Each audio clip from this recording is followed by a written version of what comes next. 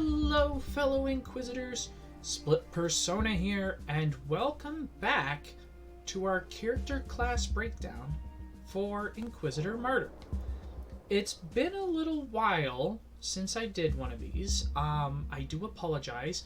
I wanted to complete our main storyline mission before Season of the Void Brethren ended. That is over. I've completed that.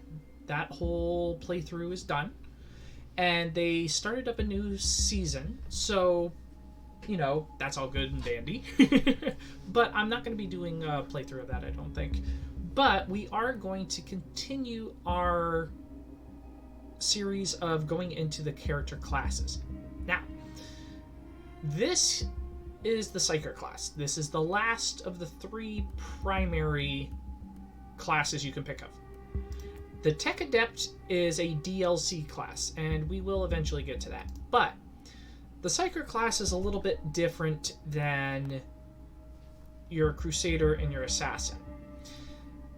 Your Crusader and Assassin mostly get their skills from their armor and their weapons. Your PSYKER gets it primarily from your psychic powers. And that is an entirely different mechanic. The PSYKER is going to be a lot more in-depth character than your Crusader and Assassin. I consider this a more challenging character to master, simply because of that fact. You're not just balancing weapons and armor, you're also balancing powers and abilities. So it throws in a different set of skills that you also need to keep track of. But because of that, we are going to split it into 2 episodes. The first episode, this one, will be focusing, just like we did with the Crusader and the Assassin. We are going to break down the actual character. What each of these subclasses here starts with. Their weapon, their armor, what perks they start with, what, skill trees they have unlocked, stuff like that. The second episode will be focused primarily only on their psychic powers. So, with that all being said, let's jump into it.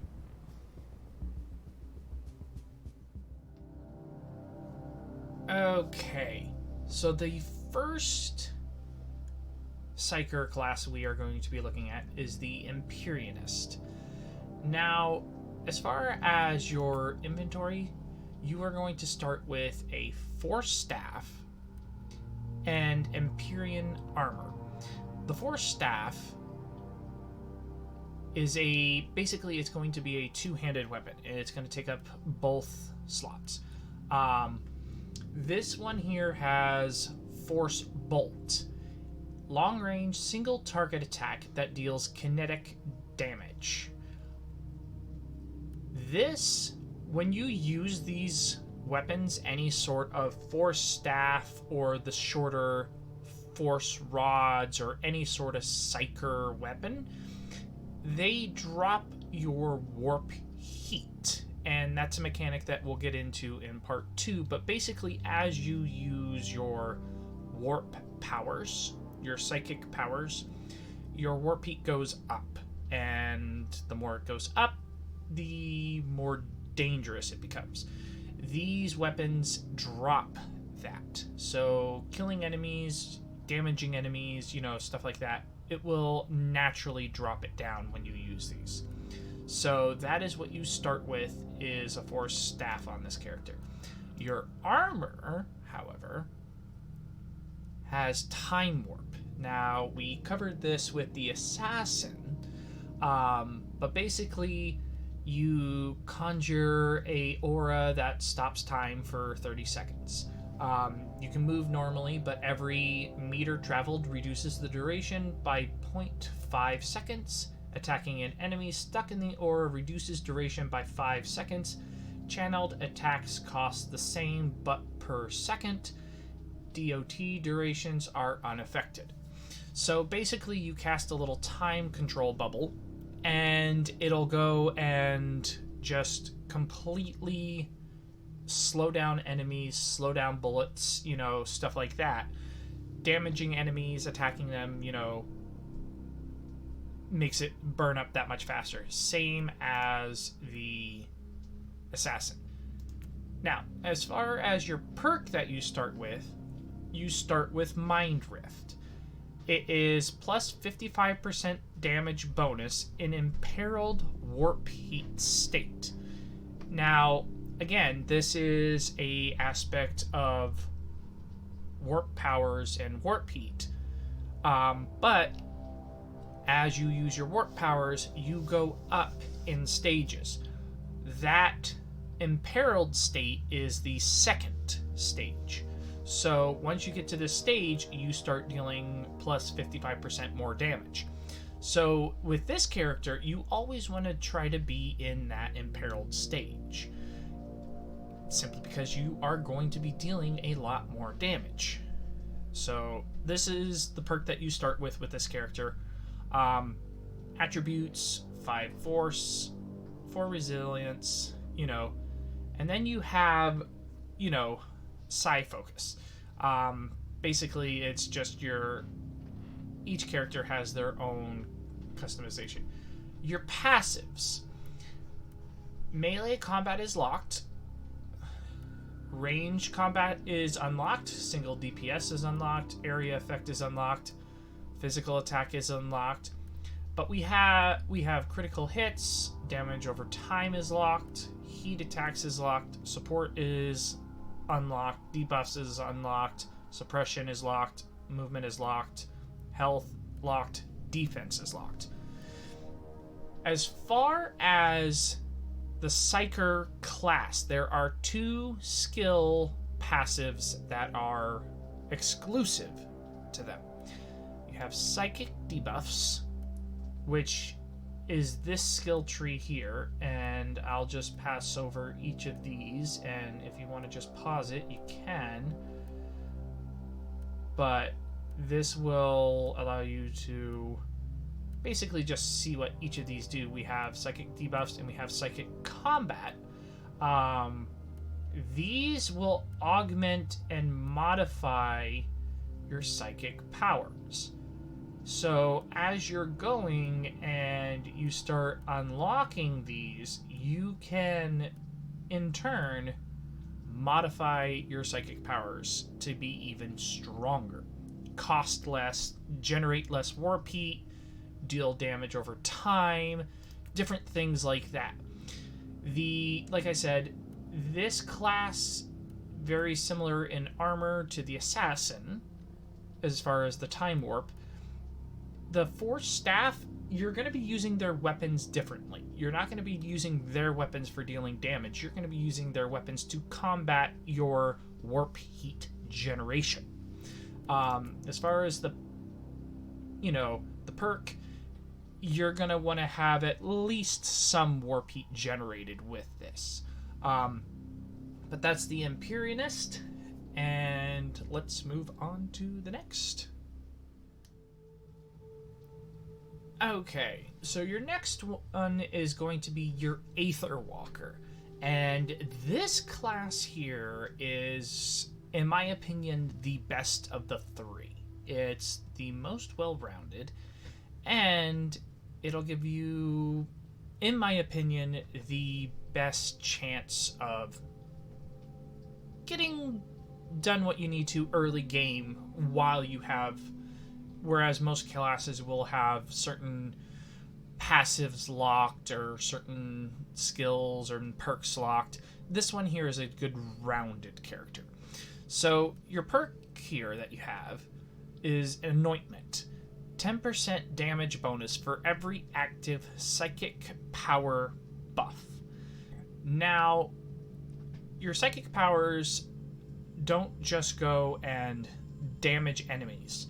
They can also act as a physical buff for your character, whether it be acting as a shield, reducing damage from ranged, reducing armor for enemies in a certain, radius around you, or it can just, be a ring of fire that'll just deal constant damage.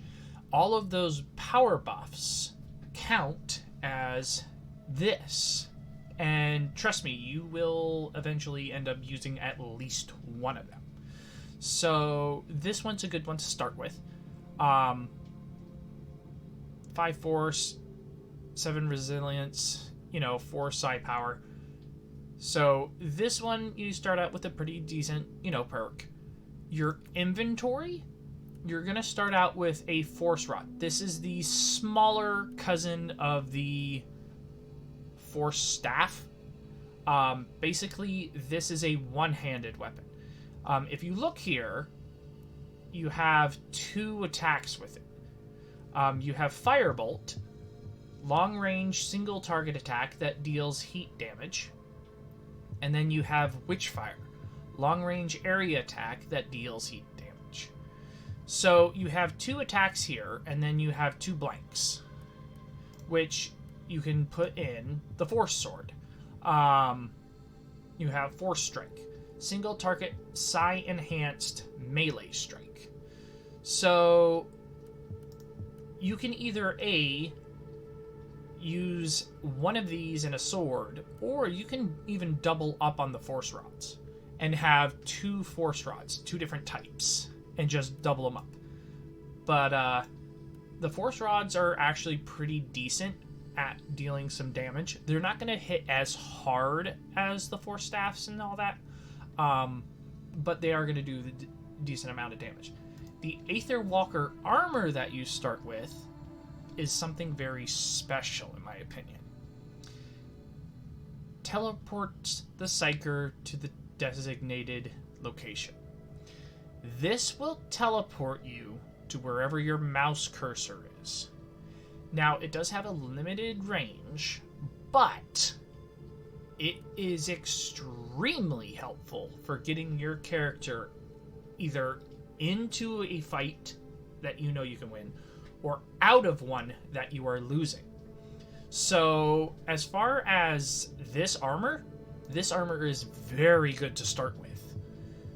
Like, this is probably, apart from the next set of armor we're going to look at, this one here I would consider probably one of my favorites, depending on how your build is. Because teleporting around is extremely helpful. And then if we look at the passives, everything here is unlocked except for movement, which does not unlock until level 13. That is the only downside to this character, is that movement does not unlock it until level 13. But if you're rocking teleportation, you don't really need movement. You can just keep popping your teleportation and use that in place of your movement and just keep going around. But yeah, every single other passive skill tree is unlocked for this character. Like I said, this is a very good... If you're going to do a PSYKER class, I would definitely recommend trying the Aether Walker first, because this is the one that is going to be your most well-rounded one that you can do your most customization with. You start out with a very decent perk. All but one of your passives are unlocked, and you start out with a very, very good armor set. You have some pretty decent weapons. Those are going to change out later. But, this character is not a bad one to start with. Like I said, all of the characters are fully customizable. You don't have to keep this character as an Aether Walker. You can change him later on. It's the same with all the other ones. But to start out with, I would definitely say until you get the hang of it, try this one and see how it goes. But let's move on to the last one. Okay. So the last character we're going to talk about is the scryer. And this one here, his perk is going to be blood driven. Plus 20% movement speed on kill for 5 seconds. Refreshes on kill. So every time you kill an enemy, for 5 seconds you're going to get a movement speed. This character is basically designed to be very quick, very agile, and it's designed to use its psychic powers more than any of the other subclasses of psykers. 8 force, 4 resilience, 4 psi focus. Your weapons that you start with a bolt pistol. You have single shot, full auto, concussive shot, and suppressive fire. You have another force rod as well. So you can use these in conjunction with bolt pistols. You could use them in conjunction, like I said, with other force rods. If it's another one-handed weapon, you can use it with it. So they're very versatile. The armor that you start with is warp-bound armor. And it has this. This is a slot to put in one of your psychic powers. Like I said, this class here is designed immediately off the bat with the focus of having psychic powers being used more than any other of the subclasses. You're going to be using them for killing more often. You're going to be moving around the map, just constantly dealing damage. And then with this gives you an additional slot for it. Now, as far as your passives, movement speed is also unlocked on this character. However, psychic debuffs is locked until you reach level 7, which does not take very long. So this character actually has more potential as far as passives than the Aether Walker, if you're wanting to go full-on movement. But to be honest, this one here, this perk, movement speed, unless you're planning on zipping around the map and you can control that speed combined with your powers, that much speed is very hard to keep under control unless you are very good at playing games of this type. So I would definitely say stick with the Aether Walker until you can learn the finite mechanics of psychic powers. Simply because psykers are, like I said, they're a little bit more complicated because you have both weapons, armor, and psychic powers to manage. You have 3 categories now. So, for this one is actually a very good one to have once you learn the mechanics. This one is extremely good. But, like I said, the only thing that's locked is just psychic debuffs, which you unlock at level 7. And if you skip the tutorials, you're already at level 5. So you only have to go 2 more levels and then you have it unlocked.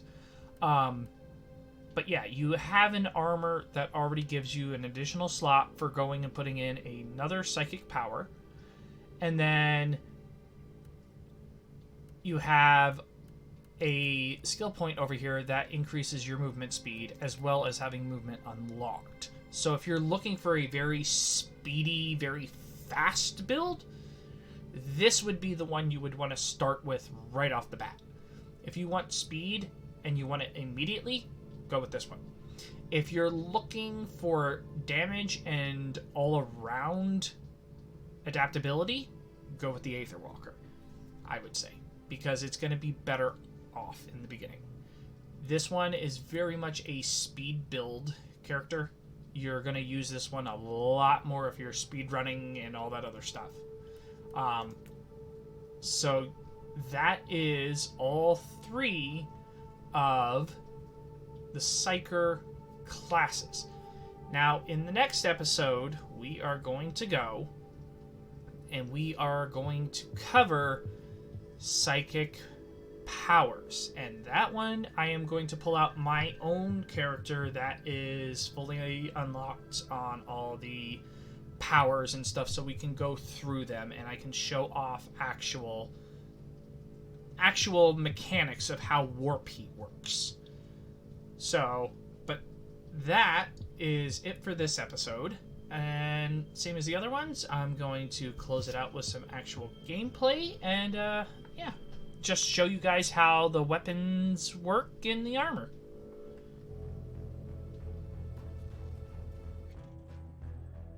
Suffer my